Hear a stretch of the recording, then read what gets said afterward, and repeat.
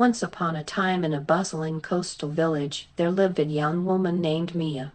At 22 years old, she dreamed of becoming a successful artist, painting murals that would brighten people's lives and tell stories of hope. But her family faced tough times. Her father was a fisherman whose boat was old and unreliable, and her mother sold handmade crafts at the market to scrape by. Mia's little brother, Luca, was only 8 and idolized her creativity. One sunny afternoon, Mia sat by the sea, sketching waves crashing on the rocks. She whispered to the wind, "I want to share my art with the world and lift my family out of struggle, but where do I even begin with no supplies or connections?" That evening, she confided in her mother, who smiled warmly and said, "Mia, dreams don't come easy. They are earned through grit and small steps. Use what you have, even if it's humble." Inspired, Mia noticed how the village walls were dull and gray, yet tourists often complained about the lack of color. She decided to start painting simple murals on public spaces to attract attention. But she had no paint, only leftover charcoal from the kitchen and some berries for natural dyes. With courage, Mia approached the local hardware store owner, Mrs. Rivera, a stern woman known for her no-nonsense attitude. "Mrs. Rivera," Mia said boldly, "I want to paint murals in the village to make it more beautiful, but I can't afford paint upfront. Could you lend me some on credit for a week? I'll sell my sketches to visitors and pay you back, plus a little extra for your trust." Mrs. Rivera eyed her skeptically. "And why should I risk that, girl? Many have promised and failed." Mia replied, "Because I'm committed. I'll prove it with my effort." After a thoughtful silence, Mrs. Rivera agreed. "1 week. If you don't pay, no more chances." Mia was ecstatic. The next day, she gathered the paints and started on a blank wall near the market, a vibrant scene of the sea and fishermen. She waved to passers-by with enthusiasm, "Come see the new mural. It's free to admire, and I'll sketch your portrait for a small fee." At first, locals walked by indifferently, but Mia offered free quick drawings to draw them in. By sunset, she'd sold enough sketches to a few tourists to make her first profit. That night, she returned to Mrs. Rivera and settled the debt. The owner nodded approvingly. "You're reliable. Come back anytime." Mia worked relentlessly, rising at dawn to paint and sketch.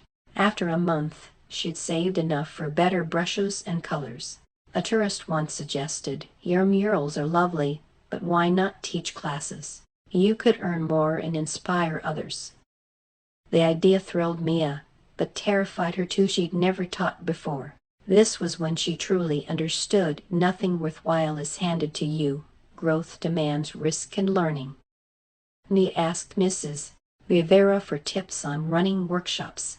The owner chuckled, "If I teach you, you might not need my store as much." Mia promised, "I'll always remember your help and recommend your supplies to my students." Reluctantly, Mrs. Rivera mentored her on basics like organizing sessions and pricing. Mia's first class was a disaster, too few students, and her nerves made her fumble explanations. Exhausted, she thought, "Maybe I'm not cut out for this." But echoing her mother's words, she pushed on, practicing alone until her lessons flowed smoothly. Soon, Mia hosted weekly art classes in the village square. Her family pitched in, Luca handed out flyers, and her mother prepared simple snacks. Word spread, and tourists signed up, loving the hands-on experience. Challenges arose when a fancy art gallery opened nearby, run by a polished artist named Sofia. It drew crowds with glossy exhibits, and Mia's classes dwindled. Panic set in, but instead of quitting, Mia innovated. She surveyed her students. "What draws you to Sofia's gallery? How can I improve?" They said, "Her space is modern and interactive." Mia used her savings to add fairy lights to her outdoor setup and incorporated group mural projects. She even collaborated with local musicians for art and music nights. Gradually, people returned, appreciating her authentic, community feel. One day, an old fisherman told her, "I've watched you persist through doubts. That's real strength. We support those who fight for their path." Mia's business flourished. She rented a small studio, naming it Seaside Strokes. Her father repaired his boat with her earnings, and Luca dreamed of painting too. But trials weren't over. A massive storm flooded the village, damaging her studio and supplies. Devastated, Mia surveyed the mess. Whispers spread. Poor Mia, this might break her. But she declared, "This is another hurdle. I've built from nothing before." She assessed her savings, not enough for full repairs. Drawing from past lessons, she sought advice from Mrs. Rivera, now a friend. "What next?" The owner replied, "You know, hustle and inspire belief." Mia baked at home with salvaged tools, offering storm recovery art sessions for donations. The community rallied, donating paints, helping rebuild, and spreading her story. In months, she reopened stronger, with waterproof features and new classes on art through adversity. At the relaunch, the village elder praised her. "Mia, you've proven resilience turns dreams real." She addressed the crowd, "Thank you all.